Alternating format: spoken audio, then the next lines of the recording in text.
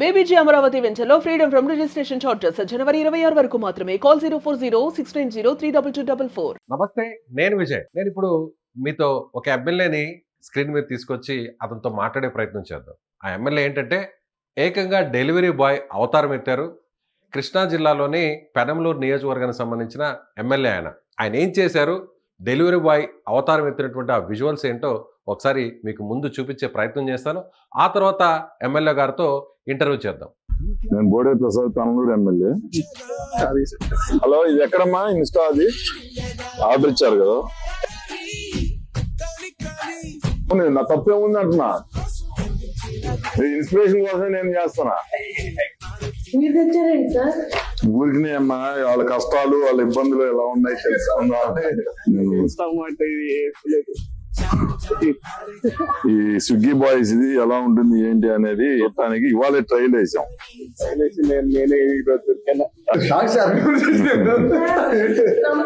నమస్తే అమ్మా. మీరేనా పెట్టింది? ఎవరు పెట్టారు? పాప నువ్వు పెట్టావమ్మా? కోడ్ వచ్చిందమ్మా. అన్ఎంప్లాయ్మెంట్ కి ఒక ఇన్స్పిరేషన్ గా ఉంటుంది, వాళ్ళ ఇబ్బందులు అన్ని తెలుసుకోవచ్చు అని 5వ డెలివరీ చేసాం. ఇప్పుడు దీని గురించి ఎమ్మెల్యే గారితో నేరుగా మనం మాట్లాడే ప్రయత్నం చేద్దాం. అసలు ఈయనకు అలాంటి ఆలోచన ఎందుకు వచ్చింది, నిజంగా ఆయన స్విగ్గీ ఇన్స్టామార్ట్ డెలివరీ బాయ్గా ఎందుకు మారాలనిపించింది, అలాగే యూనిఫామ్ వేసుకొని నేరుగా ఆయనే తన బైక్ లో ఎందుకు వెళ్ళాలని అనిపించిందో నేరుగా ఆయన్ని అడిగి తెలుసుకుందాం. పెనంలూరు ఎమ్మెల్యే బోడే ప్రసాద్ గారు అంతా ఇప్పుడు ఆన్లైన్ లో ఉన్నారు. నమస్తే సార్. నమస్తే విజయ్ గారు. నమస్తే ఎమ్మెల్యే గారు. అసలు ఆలోచన ఎందుకు వచ్చింది మీకు? అంటే మా ఆఫీస్ దగ్గరలో, మా ఇంటి దగ్గరలోనే ఈ ఇన్స్టా గోడౌన్ ఉంది. రోజు కారులో వెళ్తున్నప్పుడు అక్కడ ఒక 50 మంది 100 మంది ఇన్స్టా టీ షర్ట్ వేసుకుని అక్కడ వెయిట్ చేస్తా కనిపిస్తా ఉంటారు. ఏంటి అని ఎంక్వైరీ చేసినప్పుడు నేనైతే పెద్దగా ఎప్పుడు కూడా యాప్ ద్వారా నేను ఎప్పుడు బుక్ చేయలేదు. ఇంట్లో వాళ్ళు బుక్ చేస్తూ ఉంటారు. ఏంటనంటే ఇన్స్టామార్ట్ అనేవాళ్ళు. నేనేంటో అనుకునేవాడిని. నేను స్విగ్గీ ఫుడ్ డెలివరీ చేద్దామని ఒక ఆలోచన ఉండేది. ఎందుకు అని అంటే ఒక ఎక్స్పీరియన్స్ కోసం. అంటే దీంట్లో నేనేదో వేరే ఒక మెసేజ్ అనో లేదు కదా, నేను నా ఓన్ ఎక్స్పీరియన్స్ కోసం చేద్దామని నేను అనుకున్నా ముందు.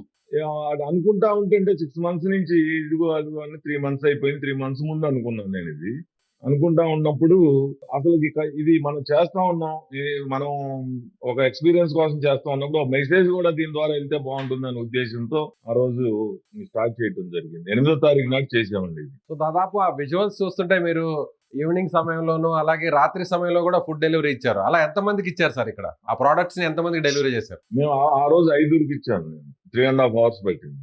ఓకే. సో అక్కడ మీరు వాళ్ళతో ఇంటరాక్ట్ కూడా అయ్యారు, అక్కడ డెలివరీ బాయ్స్ తో మాట్లాడారు. సో ఎలా వాళ్ళు డెలివరీ చేస్తారు, యాజ్ ఇట్ ఈస్ గా అంటే ఒక డెలివరీ బాయ్ ఎలా ప్రోడక్ట్ ని డెలివరీ ఇచ్చిన తర్వాత ఆ కోడ్ ని ఏ విధంగా సాఫ్ట్వేర్ లో ఎంటర్ చేయాలో సేమ్ అదే విధంగా మీరు కూడా అక్కడ చేశారు. అంటే పర్ఫెక్ట్ గా ఉండాలనే మీరు చేసే జాబ్ కూడా పర్ఫెక్ట్ గా ఉండాలని అలా చేశారు. అంటే ఫస్ట్ మనం డెలివరీ బాయ్ గా జాయిన్ అయినప్పుడు కంపెనీ గైడ్ లైన్స్ ప్రకారం ఓటీపీ ఫస్ట్ డేనో సెకండ్ డేనో ఒక 2 days ఇస్తారనుకుంటా. మామూలుగా కంటిన్యూ చేసుకునే వాళ్ళకి మన మెటీరియల్ ఇచ్చినాక ఓటీపీ అవసరం లేదు. జనరల్ గా ఆ లొకేషన్ కి వీళ్ళు రీచ్ అయిపోయి వాళ్ళకి ఆ మెటీరియల్ ఇస్తే సరిపోతుంది. నేను ఆ రోజు నా ఫోన్ ద్వారా నా అకౌంట్ కనెక్టివిటీ అవటం తోటి నాకు ఓటీపీ మెటీరియల్ ఇచ్చినాక నేను ఓటీపీ తీసుకుని వాళ్ళకి ఏదైతే ఆర్డర్ బుక్ చేశారో ఆర్డర్ వాళ్ళకి ఇచ్చిన తర్వాత డెలివరీ చేసినట్టుగా దాంట్లో ఇది అవుతుంది. ఓటీపీ చెప్పాల్సి వస్తుంది. సో అయితే ఉండదు. ఈ 5 డెలివరీస్ ఏ ప్రోడక్ట్ డెలివరీ చేశారు తెలుసుకోవచ్చా? లేకపోతే మీరు అంటే దాంట్లో ప్రోడక్ట్ చాలా వరకు అంటే ఒక 2-3 ప్రోడక్ట్లు అయితే ఇది ఆటా పిండి ఒక ప్యాకెట్ వచ్చింది. ఏదో students cool drinks food order ఇచ్చుకున్నారు. కొన్ని కనిపించవు, కొన్ని పార్సిల్ లో ఉంటాయి. ఒకటి ఈ కోల్డ్ క్రీమో ఏదో ఇచ్చారు, అది కూడా ప్యాక్ లో ఉంది. అట్లా ప్రతి ఒక సింగిల్ మెటీరియల్ కూడా వాళ్ళు ఇస్తున్నారు కస్టమర్స్. సో మీరున్న ఆ స్పాట్ నుంచి అంటే ఏదైతే మీరు ప్యాకేజ్ చేసిన ఆ ప్రోడక్ట్ ఆ స్పాట్ నుంచి డెలివరీ చేసిన స్పాట్ కి ఎంత దూరం ఉంది సార్? మాక్సిమం 6-7-8 kilometers దూరం సరౌండింగ్స్ అని ఇచ్చారు.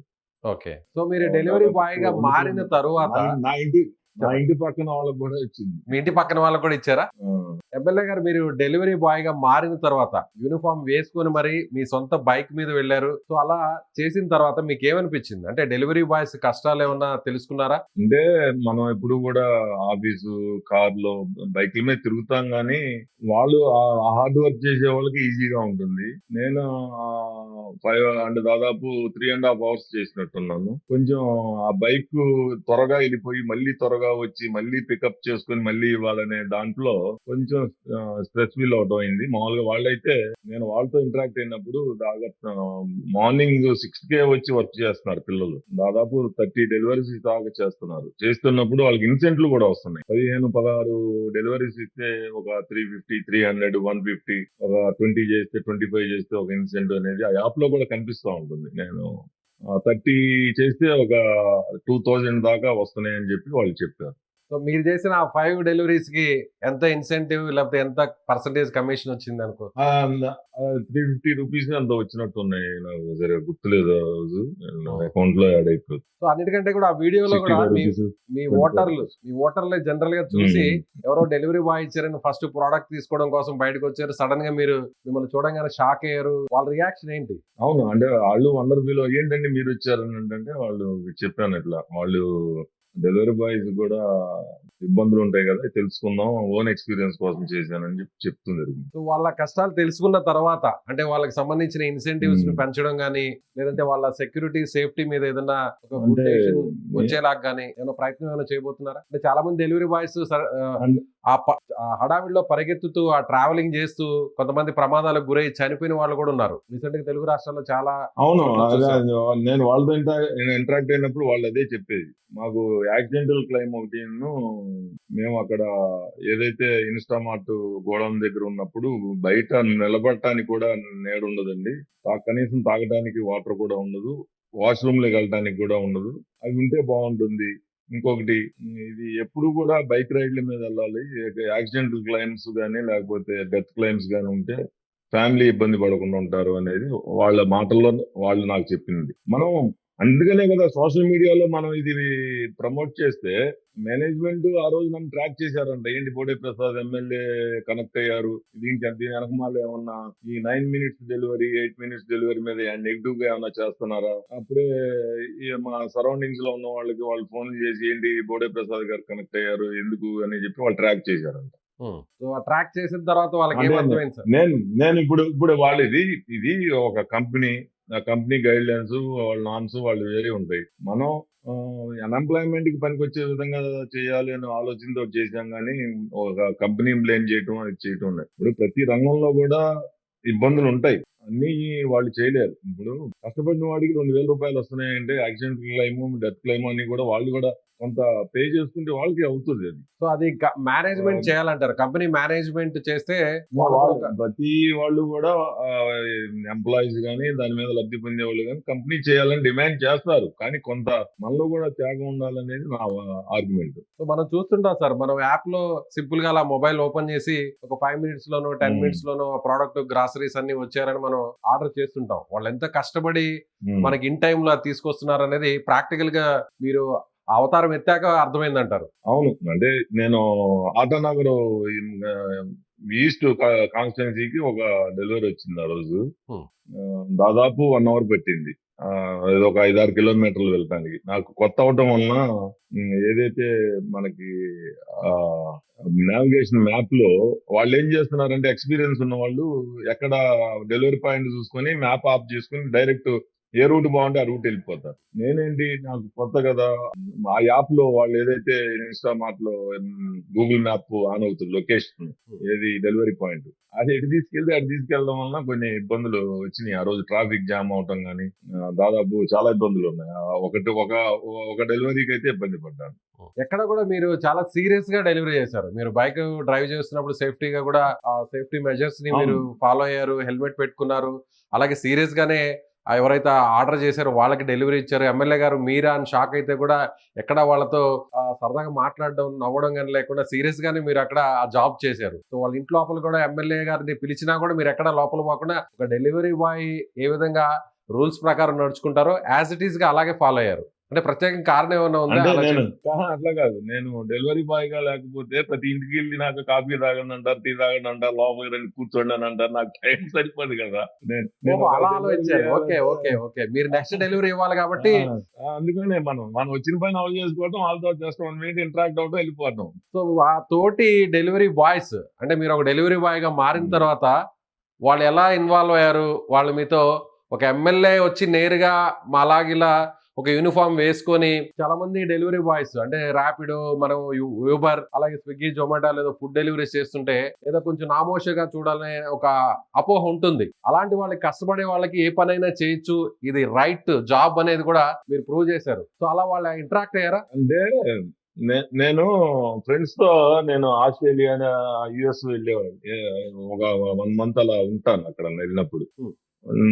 చాలా మంది ఐటీ చదివిన వాళ్ళు వీళ్ళు ఫ్యామిలీ ఫ్రెండ్స్ కూడా స్విగ్గీ చేస్తారు, లేకపోతే ఓబర్ చేస్తారు. ఈక్వల్ టు ఐటీ స్టూడెంట్స్ తో పాటు సంపాదిస్తున్నారు వాళ్ళు కూడా. వాళ్ళు ఎక్కడ గిల్టీ ఫీల్ అవ్వట్లేదు. ఇక్కడ మన వాళ్ళు ఇక్కడ తెలిసిన చోట చేయాలి అని అంటే గిల్టీ ఫీల్ అవుతారు. ఇప్పుడు నేను చేశాను, దానికి గిల్టీ ఫీలింగ్ ఏముండదు.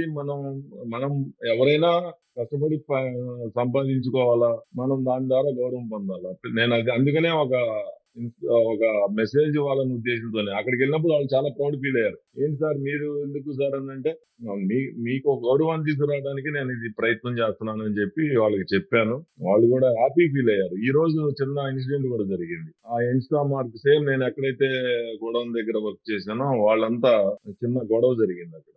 నేను అక్కడ పొద్దున్నే మార్నింగ్ నేను ఈ ప్రాబ్లమ్స్ మీద ఎవ్రీడే బైక్ మీద వెళ్తాను. నేను ఎక్కడో ఒకసారి తిరిగి, సార్ మన ఇన్స్టా దగ్గర ఏదో చిన్న డిస్టర్బెన్స్ జరిగింది సార్, మీరు వచ్చి దాన్ని చేయాలని నాకు చాలా హ్యాపీ ఫీల్ అయ్యాయి. నేను అదే అన్నా, మా పక్కన మున్సిపల్ కమిషనర్ ఉన్నాడు, మీరు ఏమిన్నారు అన్నా. అదే ఏంటో గొడవ అంటున్నాడు అంటే, కాదు ఇంకా మీరు ఏమన్నారో చెప్పండి అన్న. అంటే అతను చెప్పలేకపోయాడు. మీరు మన ఇన్స్టా దగ్గర గొడవ జరుగుతుంది అన్నాడు అని అంటే నాకు ఎంతో హ్యాపీ ఫీల్ అయ్యాను. అంటే ఒక ఫ్యామిలీ మెంబర్ గా అక్కడ ఉన్న 60-70 మంది ఓన్ చేసుకున్నారు నన్ను.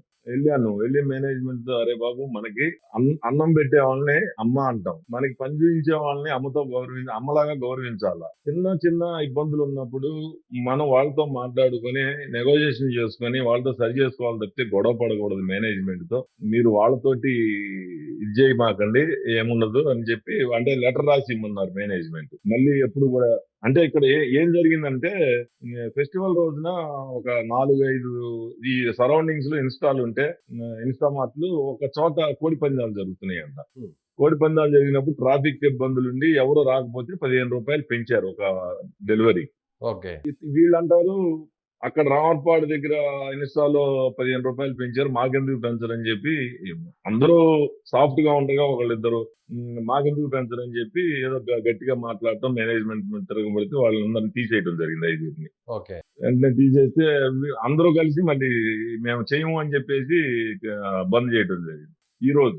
సో ఆ యూనిటీ కనిపించింది మీరు ఇచ్చిన ఇన్స్పిరేషన్ తో. వాళ్ళు ఒక్కసారిగా మేనేజ్మెంట్ నేను ఇచ్చిన ఇన్స్పిరేషన్ కాదు, నేను ఎప్పుడు కూడా సాఫ్ట్ గానే ఉంటా. నేను వాళ్ళని అరే బాబు నేను అదే అన్న, అమ్మతో పోల్చుకున్నాం మనం చేసే పనిని, మనం అట్లా చేయకూడదు. వాళ్ళకు ఉన్న ప్రాబ్లం వాళ్ళు చెప్పారు, మనం దాన్ని చేసుకుని లెటర్ రాసిచ్చి ఎప్పుడు చేయమని చెప్పి చేసేయండి, ఇబ్బంది ఏముండదు లేరు, మనం దానే బతుకుతున్నాం కదా అని చెప్పి చెప్తే వెంటనే సాల్వ్ అయిపోయింది. మళ్ళీ అవర్ డ్యూటీలో వాళ్ళు వెళ్ళిపోయారు. సో కష్టపడి ఏ పనైనా ఏ జాబ్ అయినా కూడా ఒక రైట్ వే అయితే మాత్రం ఏ జాబ్ అయినా చేయొచ్చు అనే దానికి ఒక యూత్ కు ఇచ్చినటువంటి ఒక మెసేజ్ అనుకోవచ్చు, ఇన్స్పిరేషనల్ మెసేజ్ అనుకోవచ్చు. డెఫినెట్ గా కాదండి, ఏ పనైనా అని కాదు. అన్ఎంప్లాయ్మెంట్ ఖాళీగా ఉండి నాకు ఏదో జాబ్ కావాలి అని తిరుగుతూ ఉంటారు. అసలు రెడీ టు వర్క్ ఇది. మనం ఏ టైంలో కావాలంటే ఆ టైంలో వెళ్ళి పని చేసుకోవచ్చు కదా. ఇది ఎందుకు యూత్ చేసుకోరు అనే కాన్సెప్ట్ తోటి చేద్దామని ఫస్ట్ స్టార్ట్ చేశాము. అసలు నేను మీకు ఈ వీడియో రిలీజ్ చేసింది ఓన్లీ ఎక్స్పీరియన్స్ వీడియోనే. నేను అసలు అది చేద్దామనుకున్న కాన్సెప్ట్ చేయలేదు. మేము చేయకుండానే లేట్ అయిపోయింది వద్దులే అని చెప్పేసి ఉన్న వీడియోనే రిలీజ్ చేస్తాం. ఓకే, సో ఫైనల్ గా ఏం చెప్పదలుచుకున్నారు యూత్ కి? ఈ జాబ్స్ చేసే వాళ్ళకి, పార్ట్ టైం జాబ్స్ చేసే వాళ్ళకి, చాలా మంది కూడా పెద్ద పెద్ద గ్రాడ్యుయేషన్స్ పూర్తి చేసిన వాళ్ళు కూడా, సో పీజీలు కూడా పోస్ట్ గ్రాడ్యుయేషన్ చేసిన వాళ్ళు కూడా ఇలాంటి పార్ట్ టైం జాబ్స్ చేస్తుంటారు. అది కూడా ఏమైనా గమనించారా మీరు? లేదు, చేస్తున్నారు. రిటైర్డ్ అయిన ఎంప్లాయీ ఒక పెద్ద ఆయన 60 సంవత్సరాలు ఆయన, అది కూడా నేను ఇది వైరల్ అయింది కదా, ఒక రీచ్ అంతా అయిపోయినాక మళ్ళీ అది కూడా మేము వదులుతాను. నేను అది కూడా 60 years ఏజ్ అయినా 2 months అయింది రిటైర్డ్ అయ్యి. ఆయన నేను ఏంటి చూసి అంటే యూనిఫామ్ వేసుకోవాలా, ఏంటి కదా మీరు వచ్చారు ఏంటన్నా అంటే నేను కూడా చేసుకుంటాను అన్నాడు. అదే నేను కూడా అతన్ని చెప్పాను, మంచి గుడ్ జాబ్ చేస్తున్నారు, మంచిది, మీరు ఇన్స్పిరేషన్ అసలుకి. మేము కాదు, రిటైర్డ్ అయ్యి ఇంట్లో కూర్చోకుండా మీరు వచ్చి పని చేసుకుంటున్నారు అంటే ఇది యూత్ కి కావాలి అని చెప్పేసి ఇప్పుడు నేను చేయటం అనేది ఒక ఎమ్మెల్యే చేశాడు అని అంటే ఏదో ప్రచారం కోసం దేనికో అనుకుంటారు. అంటే మనం చేస్తే అది ప్రచారం వెళ్తుంది, మెసేజ్ వెళ్తుంది. వాళ్ళు చేస్తే అది ఎవరు ఇది చేయరు. అది చెప్పాలా ముందు రిటైర్డ్ ఎంప్లాయీ చేస్తున్నాడు అని చెప్తే అది ఇప్పుడు చాలా మంది నేను అక్కడ ఉన్న డెలివరీ బాయ్స్ చూసింది ఎడ్యుకేటెడ్ కాదు. ఉమ్, వాళ్ళు టెక్నాలజీని వాడి ఏదైతే ముందు ఇన్స్టా మార్ట్ గోడౌన్ దగ్గరికి వెళ్ళినాక మనం యాప్ లో రిజిస్టర్ అవటం, అక్కడికి వెళ్ళినాక అక్కడ రీచ్ అయినాక మ్యాప్ లో ఆ యాప్ లో ఓపెన్ చేసి మ్యాప్ లోకి వెళ్ళినట్టు రిజిస్టర్ అయితే ఆ ఇన్స్టాలోకి మనం రిజిస్టర్ అవుతాం. ఏది ఒక డెలివరీ బాయ్ డెలివరీ చేసి అక్కడికి వచ్చినట్టు బెల్ మోగుతుంది మన ఫోన్ లో బెల్ సౌండ్ వస్తుంది. అవును. బెల్ సౌండ్ వచ్చినాక కొంచెం సేపు వెయిట్ చేసినాక మళ్ళీ మనకు ఆర్డర్ మన పేరుతోటి ఒక ఆర్డర్ బుక్ అవుతుంది. మళ్ళీ ఒక బెల్ సౌండ్ వస్తుంది. ఆ బెల్ సౌండ్ అయినాక మళ్ళీ వెయిట్ చేస్తాం. అక్కడ కూర్చున్నాక ఒక 5 మినిట్స్ గోడౌన్ లో ఆ సూపర్వైజర్ మనకి మనకి ఏదైతే ఒక ఆర్డర్ బుక్ అయిందో ఒక కాలం అంటే ఒక నెంబర్ ఉన్న బాక్స్ లో మనకిచ్చిన సీరియల్ నెంబరు మనకి మళ్ళీ బెల్ సౌండ్ వస్తుంది. వచ్చినప్పుడు మనకి పికప్ కి రెడీగా ఉంది ఆర్డర్ అనేది తీసుకొని అప్పుడు బయలుదేరుతాం. దాదాపు వచ్చినాక కూడా ఒక 20 minutes half an hour time పడతా ఉంది. ఆర్డర్స్ తక్కువగా ఉన్నప్పుడు త్వరగా అవుతుంది, ఆర్డర్స్ ఎక్కువ ఉన్నప్పుడు లేట్ అవుతా ఉంది. అట్లా ఎక్స్పీరియన్స్ అనేది చాలా బాగుంది. సో బోడే ప్రసాద్ గారు ఏది చేసినా కూడా ఆయన కార్యక్రమాలన్నీ కూడా వినూత్నంగా ఉంటాయి. గతంలో కూడా రాష్ట్ర విభజన సమయంలో కూడా వినూత్న నిరసనలు ఆయన తెలిపారు, క్షౌరం చేసుకుంటూ వినూత్నంగా నిరసనలు తెలియజేశారు. ఇప్పుడు కూడా ఆయన ఎమ్మెల్యేగా మళ్ళీ రెండోసారి గెలిచిన తర్వాత కూడా పబ్లిక్ స్టంట్ చేస్తున్నారు. సో ఆయన ప్రజలకు దగ్గర అవడం కోసం ఒక పబ్లిక్ స్టంట్ అంటూ కొంతమంది ట్రోల్స్ చేస్తున్నారు. మీ నెగిటివ్ పార్టీస్ ప్రత్యర్థులు, వాళ్ళకి మీరు ఏం సమాధానం ఇప్పుడు చెప్తారు? అట్లా కాదండి, పబ్లిక్ స్టంట్ దీంట్లో ఏముంటుందండి? దానివల్ల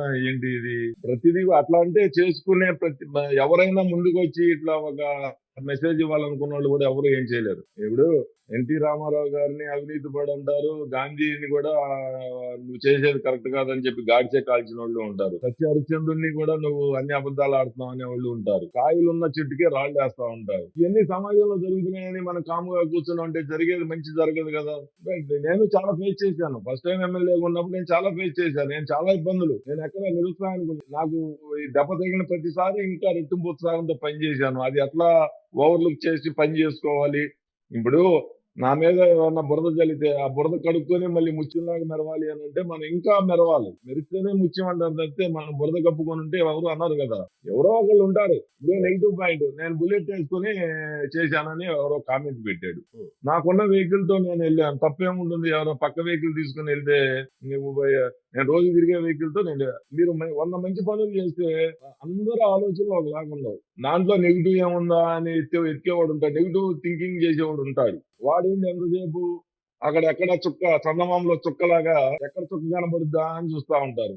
అలాగే కొంతమంది కామెంట్స్ కూడా చూశాను నేను. కొన్ని కామెంట్స్ కూడా ఏమున్నాయంటే, మీరు కార్పొరేట్ కంపెనీస్ ని ప్రమోట్ చేస్తున్నారు ఒక ఎమ్మెల్యే అనేది కూడా వాళ్ళు కూడా కొంతమంది ట్రోల్ చేస్తున్నారు. కానీ మీరు ఎంచుకున్న పాయింట్ మాత్రం వాళ్ళ కష్టాలు ఏంటి, ఒక డెలివరీ బాయ్ ఫేస్ చేస్తున్నటువంటి ఇబ్బందులు ఏంటి, వాళ్ళు ఎంత స్ట్రగుల్ అవుతున్నారు, అలాగే ప్రతి ఒక్కరు కూడా కష్టపడి పని చేయాలనే ఒక మెసేజ్ కూడా ఇవ్వాలనే ప్రయత్నం చేశారు. నేను వాడు కార్పొరేట్ కంపెనీ కాదు, నేను సెల్ఫ్ ఎంప్లాయ్మెంట్ ఇది నేను అనేది. వాడు ఇప్పుడు నాకేం తెలుసు? ఇన్స్టామార్ట్ కంపెనీ వాడు నాకేం తెలుస్తుంది? వాడు ఇప్పుడు కూడా నాకు తెలియదు. నేను బాయ్స్ తో కలిసి ఉన్నాను తప్పితే మేనేజర్ తో కనీసం లోపల మేనేజర్ అనేది కూడా నేను అడగలేదు. అదే అనేది ఎంతసేపు 100లో ఒకళ్ళిద్దరు నెగిటివ్ మైండ్ వాళ్ళు ఉంటారు. వాళ్ళు సమాజంలో ఎదగరు, ఎదిగే వాళ్ళు చేస్తే ఓర్వలేరు. అలా ఉంటారు కొంతమంది. దాన్ని మనం పట్టించుకోకూడదు. చివరిగా ఎమ్మెల్యే గారు, సో మీరు ఇలా చేసిన తర్వాత మీ పార్టీ నుంచి కానీ లేదంటే గవర్నమెంట్ నుంచి కానీ ఏదైనా ప్రైజెస్ ఏమైనా వచ్చాయా? అప్రిసియేషన్ ఏమైనా వచ్చిందా? మిమ్మల్ని ఏమన్నా ఎస్ గుడ్ జాబ్ చేశారు అంటే నేను దానికోసం కాదు కదా పనిచేసింది. అందరు చాలా మంది నాకు ఫోన్లు చేస్తా ఉన్నారు. ఏంటి నేను బుక్ చేశాను ఇన్స్టాలో, నాకు పార్కింగ్ రాలేదని అడుగుతున్నారు ఫోన్ చేసి. మన వాళ్ళే అంటే సరదాగా చాలా పాజిటివ్ రెస్పాన్స్ వచ్చింది. ఇంతకుముందు ఒకళ్ళిద్దరు డ్రింకర్ గానీ లేకపోతే ఈ పాన్ పరాగులు గుట్కాలు వాడే వాళ్ళని కూడా నేను బైక్ మీద వెళ్ళినప్పుడు మాట్లాడా. వాళ్ళకి దాదాపు 5 మిలియన్ అలా చూశారు. దానికన్నా కూడా ఇది చాలా ఫాస్ట్ వైరల్ అయ్యింది. ఇది Yes. దానికి దీనికి అసలు సంబంధం లేదు. ఒక మంచి మెసేజ్ బయటికి వెళ్ళింది.